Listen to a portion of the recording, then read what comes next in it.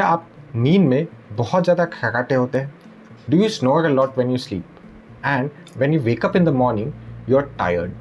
ऐसे लगता है नींद कंप्लीट नहीं हुई, फुल डे ड्राउजी, स्लीपी, थका सा feeling. You might be suffering from obstructive sleep apnoea.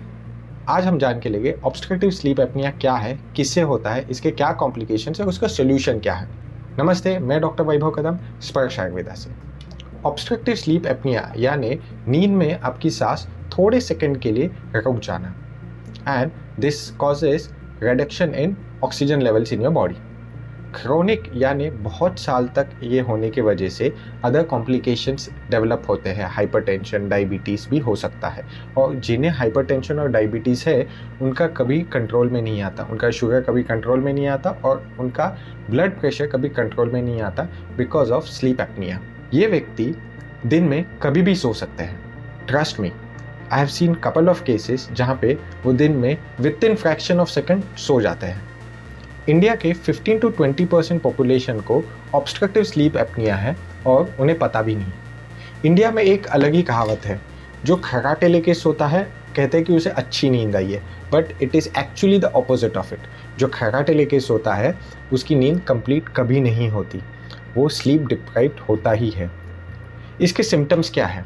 If I से नाइट टाइम सिम्टम्स, रात में ये व्यक्ति रेगुलरली उठते रहते हैं। So there is a cyclic, खर्राटे आते हैं, बॉडी में ऑक्सीजन कम होता है एंड झटके से उठ के सांस लेते हैं, लंबी लंबी सांस लेते हैं and again they go to sleep. ये एक रात में रिपीटेड मेनी टाइम्स होता है और ये पेशेंट्स को पता भी नहीं, या ये व्यक्ति को पता ही नहीं होता कि ये ऐसा होता है, बट उनके पार्टनर्स को पता है कि जोर जोर से खर्राटे आते हैं, बट उनको भी नहीं पता इसका कॉज क्या है। सेकेंड, ये रात में मल्टीपल टाइम उठते हैं।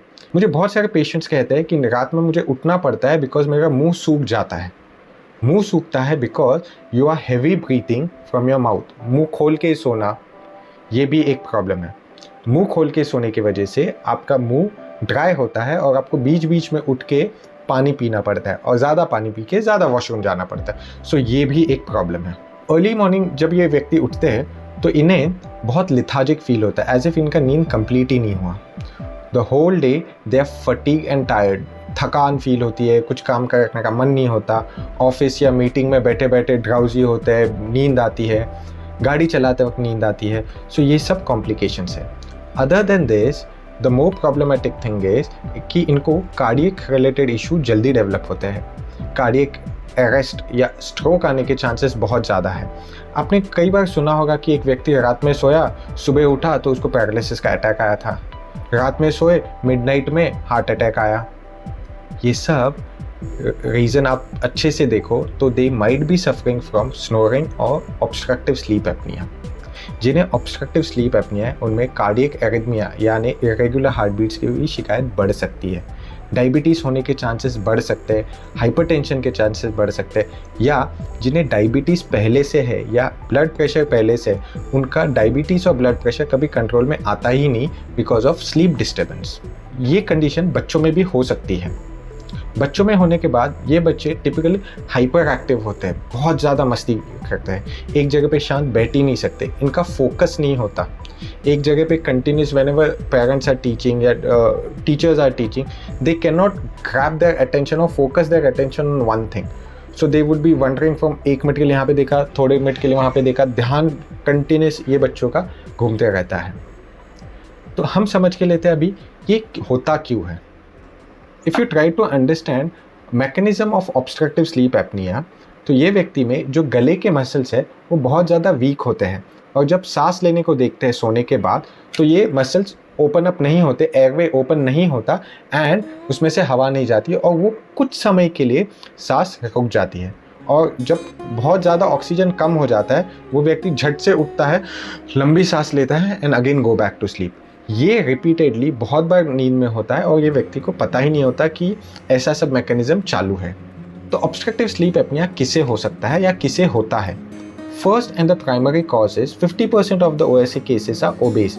जो व्यक्ति ओबेस है, ओवरवेट है, या जिनका सेडेंटरी लाइफस्टाइल है, जिनका यहाँ पे फैट्स बहुत ज़्यादा है, बॉडी में टोनिंग नहीं है, उनमें ऑब्स्ट्रक्टिव स्लीप एपनिया या स्नोरिंग की शिकायत बहुत ज़्यादा होती है। Second common cause is thyroid issue. Other than this, repeated allergies, deviated nasal septum, repeated throat infections होना, ये common causes हैं. बच्चों में टॉन्सिल्स या एडेनोइड्स की वजह से भी स्लीप एपनिया होता है. तो इसका सोल्यूशन क्या है या इसका ट्रीटमेंट कैसे होता है? The most golden standard treatment in modern science is CPAP machine, that is continuous positive airway pressure machine. ये मशीन लगा के आपको सोना है, जो मशीन कंटिन्यूस प्रेशराइज्ड ऑक्सीजन या हवा आपके बॉडी में छोड़ती है, जिस वजह से वो मसल्स है वो बंद नहीं होते. बट ये मशीन लगा के सोना भी एक चैलेंज है, थोड़ा सा डिस्कम्फर्टिंग है. तो परमानेंट सॉल्यूशन क्या है? The first and the primary thing what you have to do is reduce minimum 10% of your weight. Yes, अगर आप 80 to 90 kgs के हो तो आपको 8 से 9 kilo respectively you have to lose your weight. Wait loss करने से या फैट लॉस करने से इसमें बहुत ज़्यादा इम्प्रूवमेंट होता है. I personally seen many cases जिन्होंने वेट लॉस करने से उनका स्नोरिंग कम्प्लीटली चला गया है. Other than this you have to completely stop sugar. Sugar क्यों कम करनी है? एक, it is a positive factor for your weight. Second, sugar की वजह से बॉडी में इन्फ्लेमेशन यानी सूजन बढ़ सकती है. Third thing which is completely stop wheat, milk and milk product, जो ओबेसिटी या मोटापा बढ़ाने के लिए एक पॉजिटिव कॉमन फैक्टर्स है. आयुर्वेदा में नस्य नाम की एक ट्रीटमेंट बताई है, दैट इज़ नेजल ड्रॉप्स.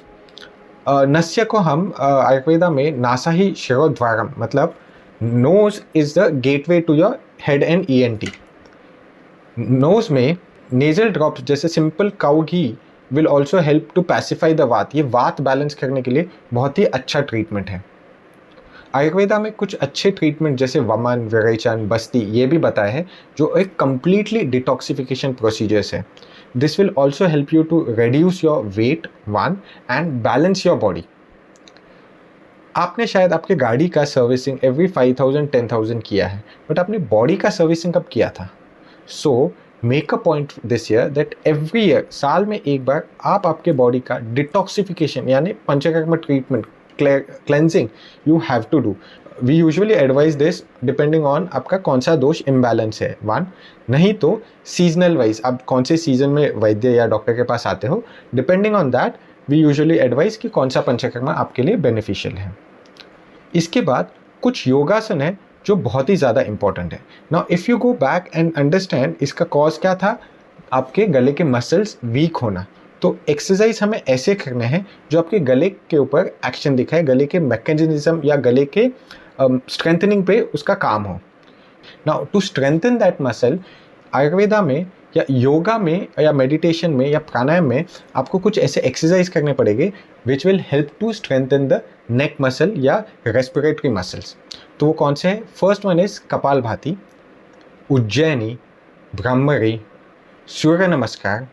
ये सभी एक्सरसाइज आपके ओवरऑल बॉडी के टोनिंग फॉर्मिंग या रेस्पिरेटरी के अपर रेस्पिरेटरी के टोनिंग फॉर्मिंग में बहुत ज़्यादा हेल्पफुल है. ये सभी करने से आपके गले के जो मसल्स है वो जल्दी स्ट्रेंथन हो गए एंड आपका स्नोरिंग, जो खराटे की जो आदत है, वो कम हो जाएगी. आई होप मैंने आपके सभी डाउट्स कंप्लीटली क्लियर किए हैं regarding obstructive sleep apnoea, and you might have got enough information how to prevent it और हील योरसेल्फ फ्रॉम इट. ये वीडियो कैसे लगा ये आप नीचे कमेंट बॉक्स में बताइए, एंड ऐसे इंपॉर्टेंट और इंटरेस्टिंग वीडियोज़ के लिए do subscribe the channel and press the like button. Till then, goodbye.